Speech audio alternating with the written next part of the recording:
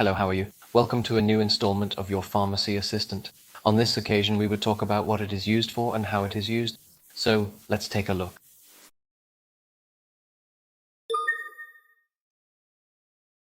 Hi everyone, today I'm going to tell you all about hyoscine butyl bromide, a medicine that helps us a lot to relieve those annoying abdominal cramps. Hyoscine butyl bromide is used to calm spasms and cramps in our digestive system. It works really well for irritable bowel syndrome, biliary colic, and bladder spasms. And how does it do that? Hyoscine butyl bromide acts as a blocker of certain receptors in the smooth muscles of the intestine. This helps the spasms to reduce and the pain to disappear. About how to take it, it is very important that you follow your doctor's instructions. Usually when you start, the dose can be 10 to 20 milligrams, and you have to take it 3 to 5 times a day. Then, to continue with the treatment, the doctor will adjust the dose according to how it is working for you and your needs. As with any medicine, there are some side effects that may appear. The most common are dry mouth, blurred vision, and constipation. In very rare cases,